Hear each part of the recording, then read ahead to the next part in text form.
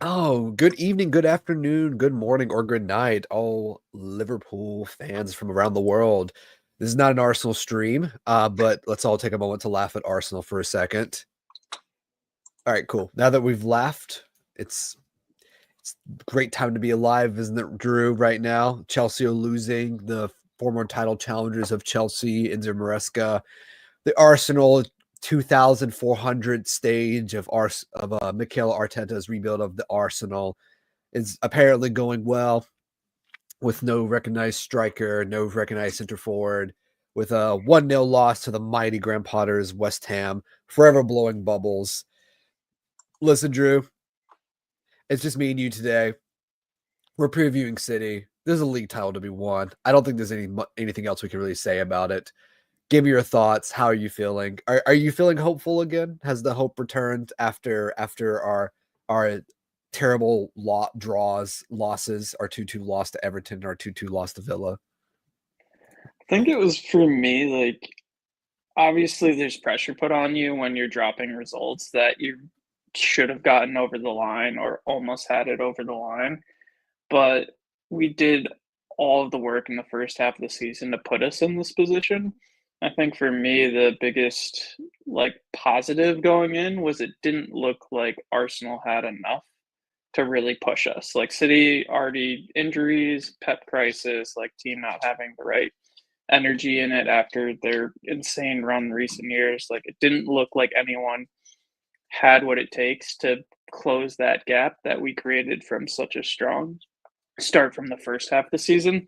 Obviously, the Villa draw really was like kind of shaky moment, but I expected Arsenal to drop points in like the Nottingham Forest away games, like against us at Anfield. There were games where I saw on their schedule where I was like, they'll probably drop points. And then when they do it against West Ham, exactly like you said before, like don't have a striker.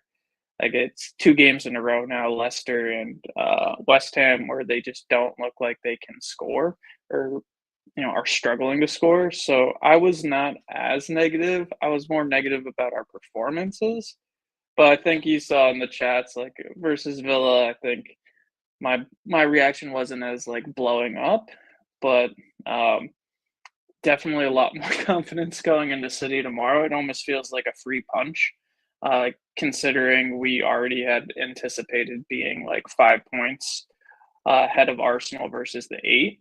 So this would put us, and if we lost to City tomorrow, this would put us in that position. If Arsenal picked up that game, we'd still be 5 points ahead. So it almost feels like a free hit, considering how we thought going in it was a must-win game or a must like draw result. So, but how are you? Like, I know you're definitely on the more positive side in our chats. So, how are you feeling about it, and how much has this result today from Arsenal like buoyed you? Hey, who's the one asking questions in this today, Drew? Well, first of all, I think we should clarify. No, it is not mathematically over if we win against City. It doesn't matter if we beat them 2,000 to nothing for a goal difference. It does not. It just means we go 11 points clear with playing a game more, but only 11 games left in the season. At that point, even if Arsenal draw, it'll be 10. If they lose, it's 11. I think it's more that if we beat City tomorrow, going into Newcastle at the end of this run, which will have a gap till Southampton, I think it pretty much doesn't clinch the title, but I think it pretty much puts so much pressure on Arsenal that they may just give up and focus on the Champions League at some point. I'm not saying they'll ever say that, like how Pep, because I don't imagine Pep Guardiola would never say that, but for Arteta, he might just go to his players and say, "All right, lads, we're just going to focus on the Champions League. League title. It's what happens will happen. We're going to play our way." But yeah, no. Look, here's the thing, Drew. Like I agree. I've seen enough this year and from the past couple of years that I know what Arsenal's ceiling is, and I know that we can beat that ceiling if we stay healthy. Even last year, I know we in our chats people were saying it's just like last year. Great run. It's actually very crazy how similar in terms of points we're at last year. But if you look at how last year happened, it really felt like we were going 100 miles an hour, and it was just a matter of time if we were going to blow up. And we were getting injuries, and Klopp was cycling through. We were playing Joe Gomez as a six. We were playing Bobby Clark a lot. It was very much chop and change 100 miles an hour. And actually, about this time last year is when we had the Brentford game, the Nunez chip game as well, where I think that was his last goal of the season. It was his 10th. And it's when he gets injured, Jota gets injured, Jones gets injured, Salah comes back and gets injured as well. And that kind of changes the entire dynamic of our season because everyone that was injured, that got injured in that game, now had to come back and try to get back into shape much quicker. So for me, it was always a matter of, let's not lose our heads. We're not challenging Manchester City. This is not a 100-point City.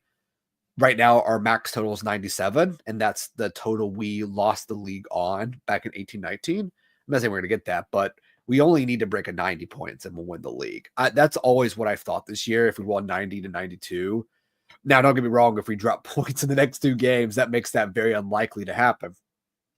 It does make the title challenge much closer than it needs to be. But I always thought we'd have enough to get over if we just managed our injuries and managed our runs. So I was just waiting for Arsenal to drop points. And when they drop points, do we have enough in ahead to sap the energy out of them? Or do we have enough in the tank to take advantage of that? And we got City tomorrow, and we played much better against Villa than we did against Wolves or Everton. And again, we should have won Everton. Again, this is what's crazy about this year, Drew. And I know you can point out 2 games. Everton and Newcastle are 2 games where we were winning up until the 90th minute, and we dropped points. Now the Newcastle game is different because we had to come from behind. It was 1-1, then 2-1, then 2-2, then 3-2. And then Cher gets that goal at the end of the game where Kelleher doesn't catch it. And the Everton game is very similar. It's 2-1, maybe not deserving to be up, but we're up, we're in control. And it just keeps going and going and going and going and going. 2 minutes past extra time, which, fine, whatever. But they just don't deal with it. And then Tarkowski gets the equalizer. But in both cases, I didn't think we played well. Villa, I thought we actually played pretty well. Obviously, the Nunez miss we've all talked about and everything else, but I actually thought we played very well against Villa. And if we carry that performance to City, I think we'll beat Manchester City. Now, we'll talk about the preview. We'll talk about our defense. We'll talk about other things, Drew, as well as transfers that City have done and Liverpool did not do this past transfer window. Obviously, Marmoush is a prime example. But from what I've seen from City this year, they're very brittle. They have a glass jaw, but they do have punching power, and that's Marmoush and Holland. Really, it's Marmoush right now because Holland has been carrying that team and that attack. But if there's any strength in the City side, it's the fact they have essentially two goal scoring center forwards that have been on hot streaks off and on all year, and so they'll have a punch, but they also have a glass jaw. So I'll throw it back to you now. So that's my thoughts in general, Drew. I don't think it's a must win by any stretch of the imagination. People will disagree with me. I don't think you go into City saying it's a must win with Etihad. But what I will say, I think the team talk that Slot's going to give tomorrow is that if you win, it's not over. Like Kobe said, it's not finished yet. It's not finished, but you could start seeing the league title is my point. It doesn't feel like it's you feel like one hand's on the title at that point rather than just reaching out for it. Yeah, I'm really curious to see how City approach this game because again, I think this is kind of a free hit just based on how Arsenal dropped against West Ham. I just lost what you said because you summed it up perfectly, and I'm blanking on the terminology you use, so apologies for that. That's okay. But we're in such a good position right now. I'm really curious to see how City approach this game, because the glass jaw. So they have a very strong punch, but like you said, a glass jaw. Like the momentum, like seeing them lose against Arsenal, seeing them lose against Real Madrid. Like as soon as it doesn't go their way, it seems like they collapse or they don't have that inner strength or core in the team. The Marmoush transfer, it seems like it's looking to someone to kind of rally behind, but looking at a new transfer, January transfer to kind of carry the team at this point. is unrealistic. So I think there's a few threats that Liverpool have to suss out. Holland, we've always dealt with pretty well. Marmoush is the new one, but think this is gonna be really like Slot's chance of like how he sets up the team, the substitutions he makes, the starting 11, which we'll get into later, I'm sure. Like that kind of Mhm, decision to approach this game, like you said, if we beat City, which we absolutely do not have to do at this stage, but if we do and convincingly beat them, like that mhm, just almost just pulls the floor out from under Arsenal from like this should have been their year, and mhm, they dropped the ball. mhm. So I'm more curious Yeah. to see how City set up, just to like if they go for a draw or like they're Mhm. kind of more compact, give us the ball. But I am very curious to see how Slot approaches the game and if we can get it over the line with 3 points.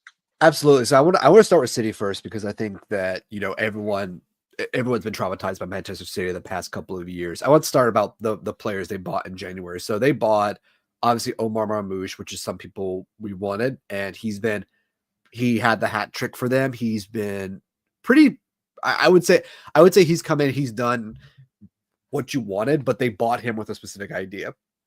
You play the 10, you play off Holland, very similar to what he did at Eintracht Frankfurt. I don't know how well he's going to keep up the goal scoring. Julian Alvarez was very similar when he came in for City, came in very hot and cooled off very quickly.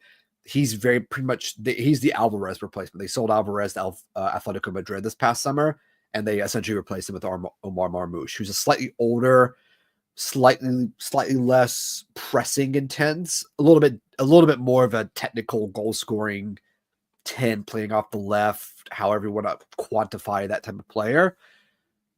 But he's come in and given them a bit of a spark. But that wasn't just their only problem. They also bought Nico Gonzalez from Porto. They paid his release clause at the very last minute. They also brought in Abdu Abdu Abdul Qadir Kusanov. Abdul Qadir. There we go. Abdul Qadir Kusanov from Uzbekistan, who is 20. He's very young, but he's fast. He's pacey. He's been very good at RC Lynn and League On this year. And he also bought Vitorias, who is from Sociedad Esporte Palmeiras. So he's from Brazil, Serie A in Brazil, the Brazilian Premier League.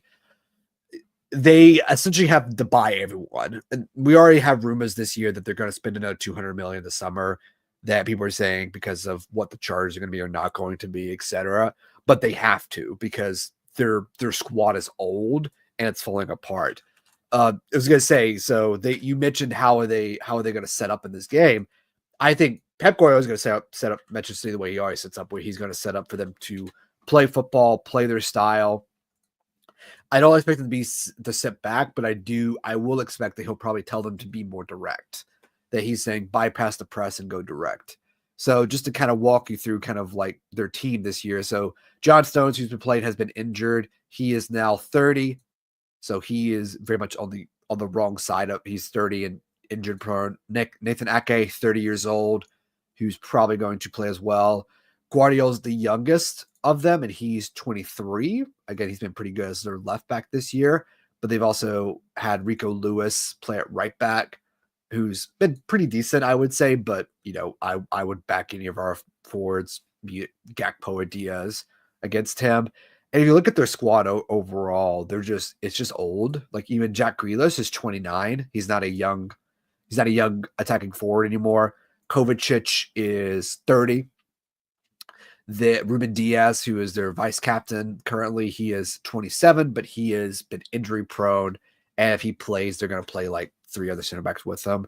So whatever way that City play, they just have a lot of problems, really stemming from the fact that they have a lot of very old players that have been carrying injuries this season. So whatever City decide to do, I think that they're going to try and play their game and be direct, and they're going to be dangerous.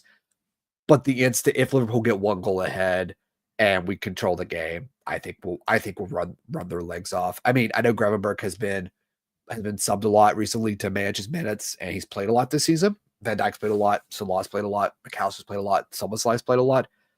But there they've played a lot in their young 20s and they're not injured. City have played a lot and they're in their 30s and they're injured. So we should have the advantage in that aspect from the midfield, in my opinion. I don't know what you think about that, Drew, for their team overall. There's no player on City that I'm terrified about. I'm not terrified of their goalkeeper, their defense, or their midfield. Like the only thing that I think City have is they have Savinho's been good recently. Marmoush and Holland have. I think Holland's been in and out with injury too, but he's probably going to play, I imagine. Of all those three players have been linking up, so they're going to attack and cause us problems. But I think we can handle them. I don't know what you think about that. Yeah, I'm on the same side. I think your breakdown of how old the City squad is kind of reflects where they are as a team. Like the new guys who are coming in, the young guys, the players they bought in January, or the Silvinos from the summer. It's like they haven't had time to really like Mm, Pep hasn't had time to build his new gen squad. It was almost like he was trying to patch over like the aging, like Kevin De Bruyne, like always being injured now. Like he was trying to fill in and kind of like almost like upgrade the squad, but like mm, the baseline was old and falling apart. It needed a complete turnover. So, like at this stage of the season too, especially with Bournemouth losing today, we'll see the Aston Villa Chelsea. But I'm really curious mm. because Man City looks like they have fourth on lock if these teams keep dropping. So Yeah, again, like if Villa beat Chelsea 2-1. That did finish 2-1, which, Chelsea were supposed to be our title challenges this year as well, according to some Twitter tacticos. I'm sorry. I'm sorry, Drew. Continue. no, it just helps like the point of like if Chelsea had won, if Bournemouth had won, then the Liverpool game becomes a more important game for City in terms of top four because that's pretty much FA Cup Mm, and top four is what they have left for this season to fight for, mm, and this now game against Liverpool, it's one that where it's probably if you look at it as a City supporter or Pep, it's like you don't really need to win this now with the other teams around you not capitalizing on this weekend. mm, So with what you said about City squad, the aging, like the new guys coming in versus our players who are going to be jacked off the Arsenal result from today, like they can, like we have the attack to get at City's defense. They have that glass jaw you were talking about. Our mm, midfield's strong. We have the ability to rotate. We have a fresh enough squad in terms of depth, like all of that in together, and like the purpose of what a win would be tomorrow. mm, Um, we have all the things in our factor going for us. mm, Added to that with City today, where they don't need a win tomorrow in their top four challenge. So mm. I think we have more than enough to get at them. And I think Pep, like, if we get up 1-0, 2-0, I could easily see Pep just being like, all right, don't let it be 5-0. Yeah, I could too. I will agree with what you said earlier in the stream, which was that it's pretty much a free hit for City. I think what Pep's going to treat this as is that Pep's team talks to be very simple. He's going to say they're the best side right now. You're playing for your home side. Our job is to go out there and put on our best performance because we're using this game as a setup for next year because that's who we're going to have to take down next year. Pep. I don't think Pep's thinking of this game in terms of. I know you mentioned top four. That there are other games, and again, they're probably focused more on winning those games. This is a free hit for them at home. If they win, that's great because it solidifies their top four position even more. If they draw, depending on the performance, it's going to be used as you just drew against potentially the best team in Europe right now. Again, obviously, we can talk about the Champions League draw with PSG, but potentially the best team, definitely right now the best team in England, potentially the best team in Europe, potentially the best team in the world. Criticisms of squad specific players aside, you could at this point for Pep say we need to rebuild. We need to be able to show that there is something going to happen next year, especially when these players' contracts run down. When Silva eventually goes, Gundogan goes again for the second time. When Kyle Walker is already out on loan and he's probably going to be gone.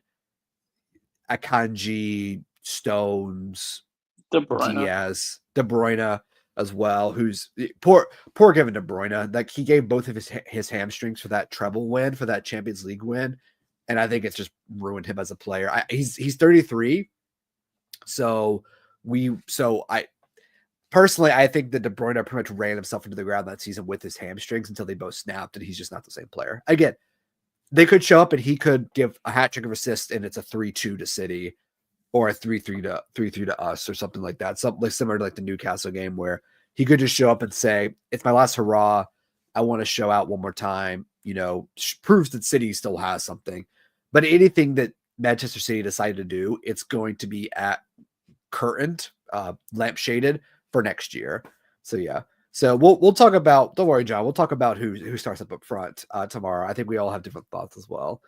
On the flip side, I think for Slot and Verge and all the players right now who are going to be out of contract in the year, Verge still hasn't signed his contract. Salah, whatever he's being offered, he hasn't signed it yet. Trent looks like to be off to Madrid. For all intents and purposes, that looks like that's going to happen. For them, it's very simple. We've lost this Manchester City team for so many years when we should have won it in 21-22. We should have won it in 18-19. They're thinking about all the times that City's pipped them to something. I mean, you can even go back to 2015-16, when City beat us in the League Cup final. Granted, I don't think anybody on that team is still there from Klopp's first final anymore, sadly. Maybe Trent is. I think Trent was in the squad.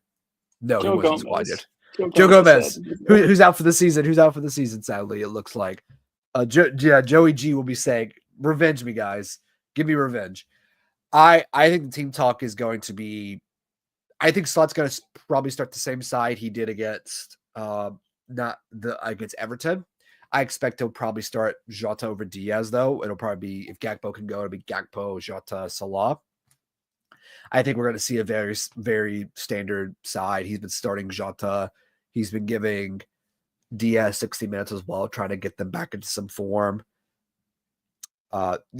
He's also been keeping Salah on as well. I'd always been to start Chiesa. I would want him to start Darwin just because I think that Darwin Nunez needs a start, and I feel that Slot has at times this year played certain players out of form. So like I think he played Gakpo out of form and then into form, Diaz into form and then out of form. Jota, I think he started any chance he's gotten, but again, he's dipped in and out. Darwin, I think Darwin has come on and given him a lot and has done very well in terms of what he wants the nine to do. He just hasn't given the goals or assists that I think he would want or Slot would want to justify his starting position. But I think that he's recently kind of played Darwin out of form in his confidence. Again, I'm not blaming Slot for Darwin's miss, obviously against Villa, or the fact that Darwin's head kind of dropped a bit, and I think he got in his head a bit during that game. I think that what Slot said was actually very supportive after the match. For those of you who don't know, he said, I can forgive a miss. It's his weaker foot. It's a bad miss, but strikers miss chances all the time. Sadio Mane's missed chances like that a million times. If you don't believe me, go back and watch. There's so many times I've seen Sadio Mane and Firmino miss those goals, but their performance doesn't drop. They don't let the misses affect their performance. And I think that's what Slot was getting at and saying he wasn't his usual self. And he said, I'm going to have a conversation with him about it. So I'm hoping he starts him tomorrow, Drew, just because I feel like there would be some poetic justice if Darwin gets a start against City, maybe gets a goal, or at least that a great performance in and just terrorizes them. I always approach games from what does Pep not want to see? Pep doesn't want to see Gakpo, Nunez, and Salah running out his back line. That would be my opinion. He doesn't want to see that. He doesn't want to see Darwin giving his defense, 50 to 60 minutes of terror and then Jota coming on or Diaz coming on or being rotated or being rotated after the Villa game. That's not what he wants to see because City are going to try and play a high line. They're going to try and play possession. That's how I would approach it. But give me your thoughts, Drew, on who you would start up front, what he wants to do, and what you would do. I do exactly what you said is going to happen. The Gakpo, if he's fit and ready, Jota up front, and Salah on the right. I think Diaz off the bench on the left for Gakpo if we need that extra bit of creativity, the extra zip. And then Darwin for me, always I feel like horses for courses, but as like a sub coming on to just hit like a tired defensive like legs, like I think that's what he is best at. like the super sub against the Brentford kind of thing, like just the chaos, like that's what people love about his game is that chaos, that energy. And then with what you said about Slot, that was the most disappointing thing for me was I thought back to the game against Chelsea where he hit the post 4 times, but he was going again and again and again. Like he was frustrated that he hit the post, but even after the game, there's that like tunnel cam where he's like the ball doesn't want to go in. But he was like he still had energy and we still won because of all that chaos, like the performance the team rallied around. But when his head is gone, like it's just like it's like an energy sap. I'm forgetting which player in the interview talked about Salah. It might have been Mane or whoever it was, but he like said to Salah, like, "Don't throw your hands up after you miss." He's like, "It affects the team." Like that kind Yeah. of, you Yeah, know what yeah, I'm yeah, talking yeah. about? That interview. Yeah, I yeah. forget I who think said that it. Was it was it Jota? Milner? Who? No, I don't know. it was a couple Yeah, years. You talking about when he told the solo? I talked to Nunez. talk to Salah. Yeah, Oh, like the he was I like don't throw your hand like or Salah mentioned it in an interview where he was like somebody yeah, told me like and he's like I didn't know my like he's like I was frustrated I missed like he's like I was mad at myself but I didn't drop. He's like I didn't know it affected the team like in yeah. that kind of thing. Like that's where I see like when you see like the players like throw their hands up or get mad at other players. I'm Robbo. like that okay yeah Robert yeah thank you Yeah. CD yeah like that kind of like, that's what I see, Mhm. like, when Nunez's head drops, like, that doesn't like, other people around are just gonna be like that has an effect, that has a ripple effect, and Yeah. you don't wanna have to, like, carry someone whose head has dropped. So, I Yeah. agree with you in terms of, like, I don't think he, like people are calling him to, like, never play a minute, like, for the rest Mhm. of the season. It's like, no, because the Brentford Mhm. games happen. But I think it's Slot needing to find the right time to put him in, and that's where I'm Mhm. hoping we get, like, 2-0 up and then sub on Darwin for, like, the last 30 minutes and just go Mhm. Darwin. It does not matter. Just Mhm. run and have fun because he needs to Mhm. rediscover his fun, like, for the Mhm. game. I don't know if that will be at Liverpool or not, but for him as, like, a human being and as a player, he needs to have fun again. Yeah, there was a couple of people were posting, we need to sell this guy and buy this guy. And it was Darwin who was at Benfica. And if you watch how he played at Benfica, very much playing similar to how Marmoush plays off the left, going through the middle with a striking partner. It's just kind of night and day. For the most part, I think this is my problem with a lot of how people talk about Darwin is that I think people miss a lot of the woods for the trees. Fowler said, "Oh, Darwin doesn't think about the game." With the like when Emi Martinez runs up, he's like, "Oh, you could chip him. He could play Salah in." When it's a miss, it's like he's not thinking about the game. I don't think that's true at all. I think Darwin is always thinking about the game. That's kind of the problem. He's not playing on instinct and feeling and knowing exactly what to do at the time. He's constantly thinking about, okay, do this, do this, do this. Even the Subasly thing, when he hits that ball, as bad as a miss of it is on his weak foot, he's thinking Diassi's coming in. I need to get something on this ball as soon as I can. And if you look at how he hits it, he's almost hitting it, expecting Diassi to get caught for it to bobble. So he's opening his foot almost like it's going to bobble and hit off him. He's not expecting it to make contact. So that's someone who's thinking constantly about what they're doing all the time. And it's not because he's unintelligent or I get I get upset when people say he's not tactically aware because you can watch him. He's always tactically aware. He's trying to screen. He's trying to do this and this, and he does it very successfully. But it's also to the detriment of his ability, which Slot has mentioned that the way he's asked Darwin to play does not get the best out of Darwin as well. And I do think that I don't know how you feel about it, Drew. Do you think that the Saudi thing? I know people have been mentioning it too. Do you think the Saudi thing may have turned his head a little bit? Because we don't know when that was, and if it was the beginning of January or at the end of January or in the middle. But I was looking back because the Brentford game wasn't that long ago. It was maybe 3 weeks ago, 4 weeks ago. So to go from that to potentially like getting a move to Saudi, your head can turn very quickly.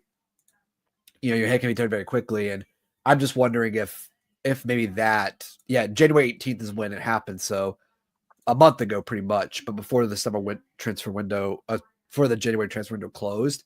So, do you think the transfer potentially may have turned his head or distracted him a bit? Because he also performed excellently at Spurs. Like I still want to stress that he has played well.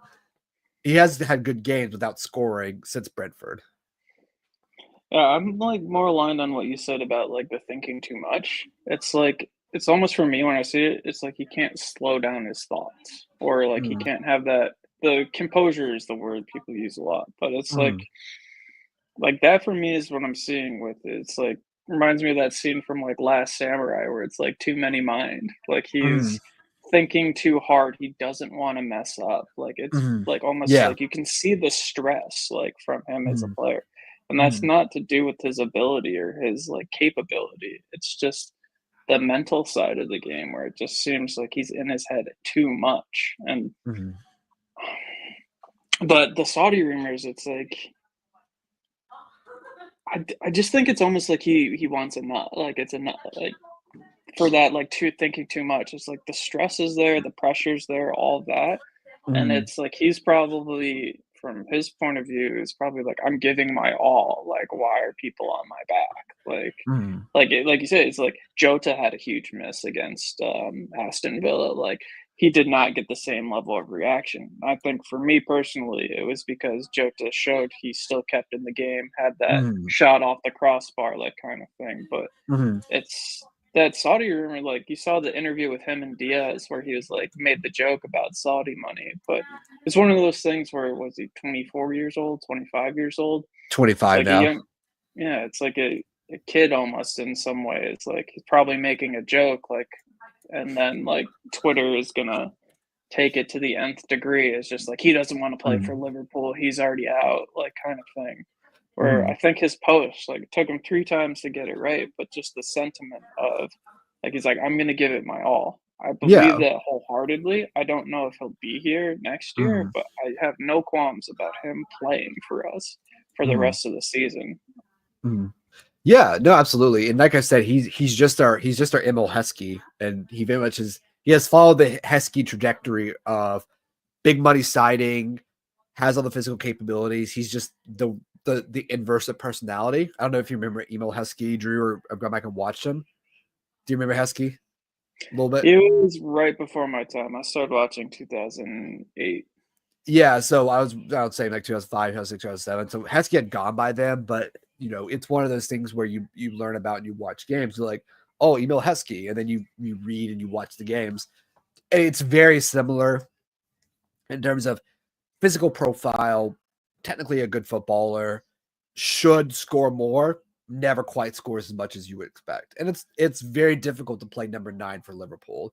And I would also say Heskey made every player better up until the point that he kind of burned everyone's head out, and then I think he burned his own head out, and he just needed to go. I think that's kind of where this might end up with Darwin. Regardless of what we win this season or don't win, I think there might be a situation where by the end of the season, Darwin's burned everyone's head out. He's burned his own head out, and a change of stream just might be the best thing. And that would be sad to me because I think he's a capable player. But obviously, if they get a good deal for him, we get a new player in. It sometimes doesn't work, and wherever he goes, he's going to score a lot of goals. That's also kind of my biggest worry is that he's got to pull a situation where he's going to go to a big team. Let's just say PSG. PSG going to sign him, and he's going to bang in like 35 goals. And he's going to score like 15 in the Champions League with that setup or something as well. So, you know, I like I said, I lose no sleep if Darwin doesn't start and play for Liverpool. I would love to start him against City just because I think he would be amazing.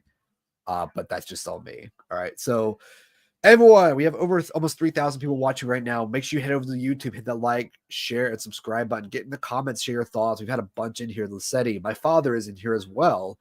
And just a reminder, no, we do not win the league tomorrow if we win, but it will feel like we won the league. It will feel like it, which is just counts as much as well. Listen, Drew, we're going to transition a bit into transfers for a bit. But before we do that, obviously, defense, Van Dijk is starting. Contract still not signed. Fabrizio Romano came out today that he is still committed to playing for Liverpool. So I think if anybody gets signed, it's going to be Verge. I don't expect Salah to resign at this point. I could be wrong. But everything tells me that if there's anybody that's going to be signed, it's going to be him, but it still hasn't happened yet. As things stand, all 3 players leave in the summer. Listen, I today's a positive day.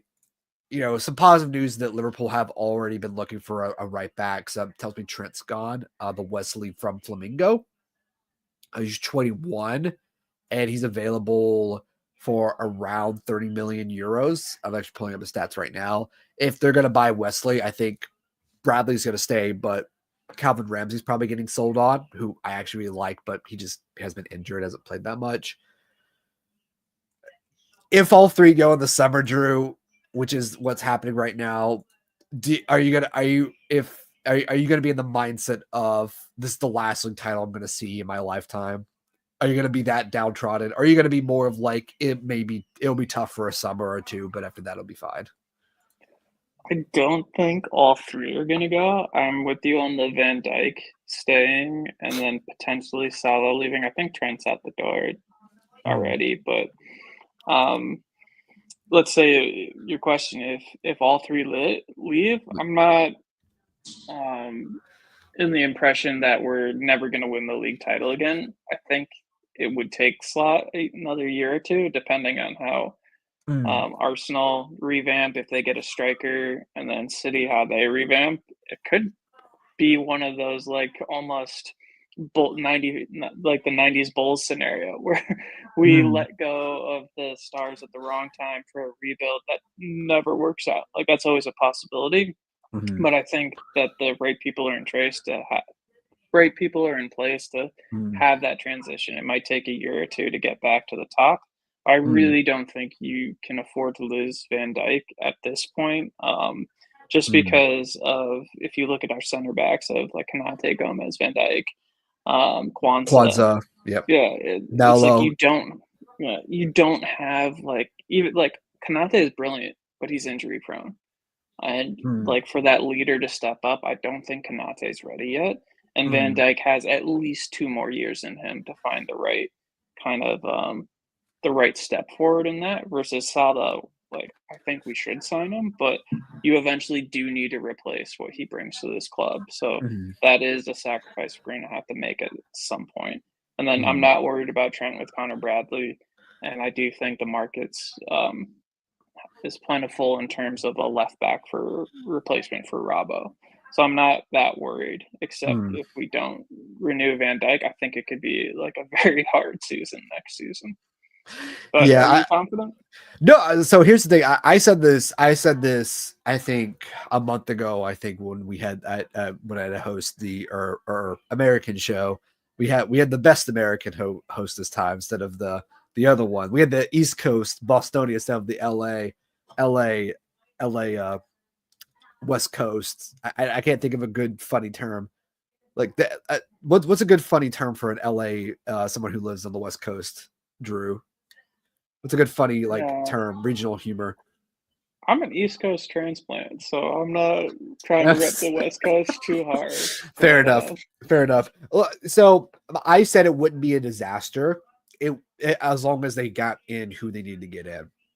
Now people have already gotten to their heads, and like I said, they've gotten mad at big scenarios they made up.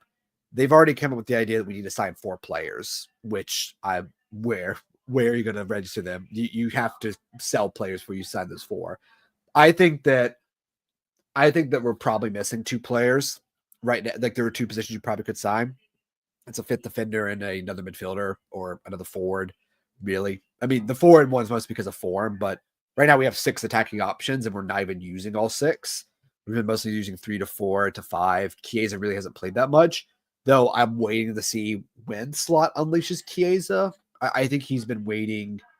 I think what Slot's been trying to do is like play his strongest team to get them to play together and then swap here and there. But I doubt Keys is going to get that many minutes from now until the end of the season. But I could be wrong, especially with the League Cup and the Champions League coming up. We might see like a 30 minutes of Chiesa here and there. Maybe in Chiesa at like Southampton, which I think that'll be the big game he rotates for Southampton at home. I think you'll see Harvey, Chiesa, Nunez, all those players say, hey, go on, prove me wrong.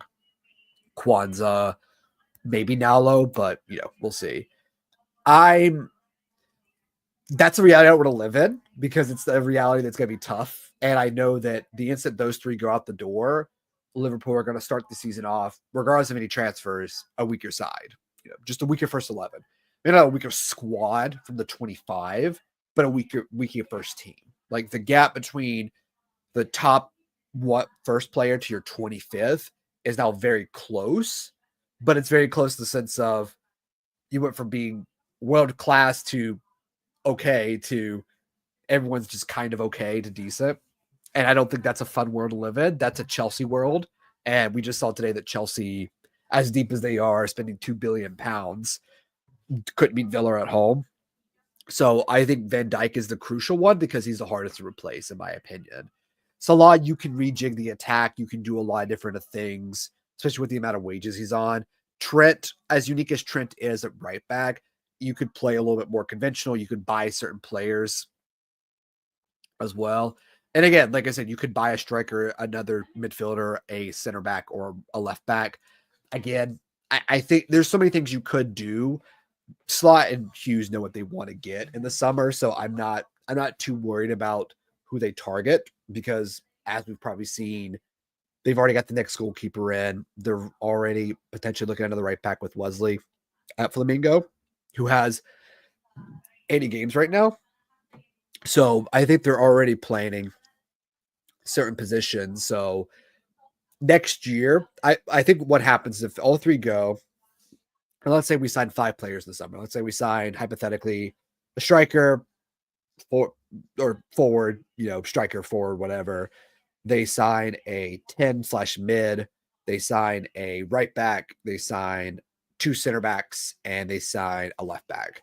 5 players. I think that will be top fourth or third would be my opinion from that first season, just because it would just take time for them to gel together. And that's assuming we don't have any major sells. Like, I mean, if we sell Jota or Diaz or Nunez, I don't think it affects us too much. But that's me at like we're going from a team that was challenged, that's been mostly challenging for titles, to a team that's probably going to struggle to break 75 next year if we lose all 3, regardless of who we bring in, just because it's going to take time for the gel. Yeah, I'm curious on the transition phase of who we have. Like, it kind of reminds me of like when we lost Coutinho. Mm, It was like who, because he was on fire that like mm, season before he left in the winter transfer window, and he was kind of the go-to guy. Like I remember, like his goal first game of the season against Southampton, like the long range shot. He was the guy you gave it to when you wanted mm, something to happen, and that's who Salah has been since Coutinho left. And it's like mm, that kind of moment where if Salah does move on in the mm, summer, it's like who is going to take the crown? And I mm, think Gakpo is kind of like Slot wants Gakpo to be that person. mm, I don't like, but we need more than Gakpo. You can't. I'm wondering if Szoboszlai steps up and finds his shooting boots like he does for Hungary or back on mm, Red Bull. I'm curious to see who steps up in that regards of who's in our current team and is like, I want to be the Mo Salah. I want to be that guy, go-to guy. And right now, the only person I could say would be it looks like Gakpo could make that step up. mm. Jota, but he's never fit. So it's like unless we get a fully fit season from him, I don't know what to do with him. But that for me is the other interesting component in the transition is like I'm wondering if they're trying to have that, how they Mm, went from Klopp to Slot, if they're trying to bring up someone in the same regards of like we don't necessarily have to buy someone like a superstar to mm. like replace what Salah does. Like you said, just kind of rejig the attack and get the goals from the squad that we have with making a few additions. I think it's hilarious. It's literally Clay Thompson if you only took the 3 rooms a game. Yeah. No, and I think that, we discussed this about the Villa game, what the slight chance that Nunez misses, if I'm the coach, I'm telling Dom, just shoot there. I know it's not the best chance. If I'm the statistician, data scientist, I'm saying Dom made the right choice with the pass because he made a let's say a 40% chance to an 80% chance. So you effectively doubled your chance, which is amazing. So he made the right decision. So that's the inherent struggle with coaching confidence. And I think with Dom in that situation, that's Dom's decision to pass there is more of his lack of confidence in himself because he's passing it to Nunez when he's outside the box, not even in the box parallel with him, that he's and I think it's also Dom trying to give Nunez an easy chance to score. And I never like that with players where they try to give someone the ball to score because it never really works out very well. So I would feel if I was Slot or if I'm the coaching staff, and I'm sure they've probably thought of this because they're way better at this than I'll ever be. They've probably said something along the lines of, "You did great, was the right and the smart decision." It's like, "Hey, you did great and everything else. Don't be afraid to shoot." And I just feel like I'd feel more confident about us in most games. And I feel like our chat would too if they just took more shots when they had the opportunity. I think they're like you could think of Dominic Soboslai at United, this year where he could have had a goal that game, but he took like 3 to 4 extra touches. Jota the same thing. It's not a it's not a bad decision for him to pass in that situation. It's just as a coach, I would want if you're running through a goal, take the shot. That's just me though. This is the thing though. This is the struggle though. It's like as a coach, I want my players to feel confident enough to take that opportunity, and at the same time, he did make a good decision. And I think it's possible to have those things not quite fit, be a bit oxymoronic, paradoxical, because football's kind of like that, where every decision is a bad decision or a good decision, depending on does the ball go in the net or not.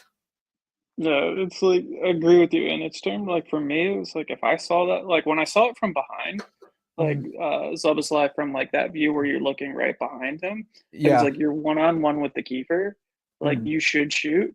But the Mhm. fact that he pulled off that ball for Nunez Mhm. for the tap in, it was like he didn't make the wrong decision. It's like because it worked out, it was like okay, you gave a player a better opportunity than you had. Mhm. But like you said, it's like I'd want Dominic to feel confidence to just slot that away because that for Mhm. me reminds me of like when you're in through one on one and like Mhm. if that was Salah, there's no way Salah's passing it. Like you just Mhm. bury that chance. It's like squaring it to someone for that easy like tap in Mhm. goal. Mhm. Like it was not an easy tap in goal. Dom played a brilliant pass to play in Mhm. Nunez, but it's like that was an like a striker would have shot that. Like Jota would have Mhm. shot that. Salah would have shot that. Gakpo would have shot that. You know, and Bellingham, Palmer, you know, you know, yeah, and and that's nine the out of thing. times you're scoring that.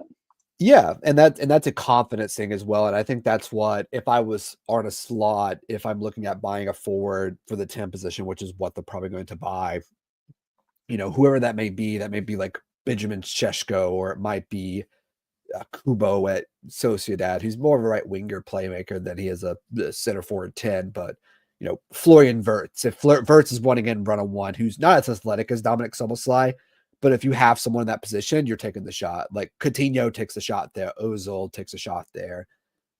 Insert any 10 that plays a 10, like no matter how what if they're a grafting 10 or not, they take the shot there. Like even James Milner probably takes a shot there, if I'm being honest, or Adam Lallana. Like Genie It's probably like takes a shot there. leaders and winners want that shot. Like it Yeah, reminds me of like I'll throw another movie reference, The Replacements. It's like yeah, winners want the ball, and it's yeah, like Dom didn't want the ball there. He wanted to yeah. pass it. Yeah, and that's another thing too, is that I think I would feel more confident if I feel like the players are more confident, but I feel like the players are also overthinking everything a bit at times. I think the one person that's not thinking is, believe it or not, is Mohamed Salah. He's not thinking about anything. He's just playing. He's just out there playing. He's not thinking about They've done it exactly. before though. That's like Yeah. that quality of like the Van Dykes, the Salahs who've been there, who've done it before. Even Mhm. Trent, different scenario with Real Madrid, but that's like the difference. That's why Salah keeps showing up every game. His quality and like he's won a Premier Mhm. League before. I think Mhm. Dom in that situation, it's like Mhm. deer in the headlights. Oh my God, we could win this very important game. I Mhm. see like Nunez, I'm gonna pass versus Mhm. seeing the goal. Mhm.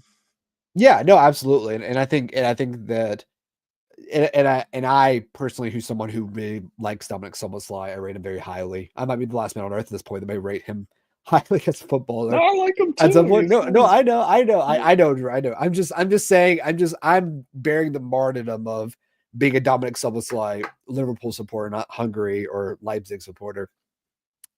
I would just want him to shoot. I would want my player to feel more confident to shoot in that position. I'm not saying he made the wrong decision in that he did. And if Nunez scores, it's brilliant. It's just in that moment, I'm just like, Dom, just take the shot. Like you've earned the right to get a goal there. All right, Drew. I think we'll wrap it up there. But before we go, score predictions. Score predictions for tomorrow. What are you thinking?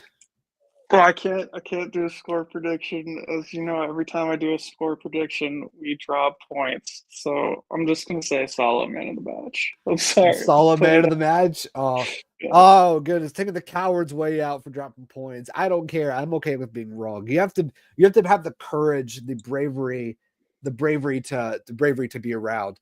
I'm gonna go 3-1 Liverpool tomorrow. I think Foden will get a goal actually because Foden usually plays pretty well for us.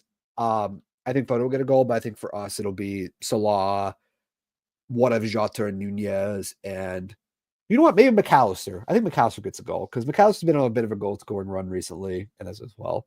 All right. Any final thoughts, Drew? Final thoughts about this run in, about our next games at Newcastle on Wednesday and City on Sunday? I think it's very much just one game at a time. Like definitely that like that last time we won the Premier League, boring, cliched, one game at a time. Get the win tomorrow and then think about the next game after that. Yeah, I think that's it. One game at a time. Season's not over. Listen, Arsenal may have dropped points today, but to quote Kobe Bryant for the LA Lakers, what did he say, Drew? What did he say when they asked him? I Are don't you know. Other than probably we still haven't won it yet. he said it's not over. Game's not over.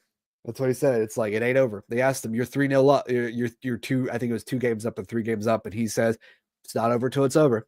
And that's the mentality. It's not over till it's over.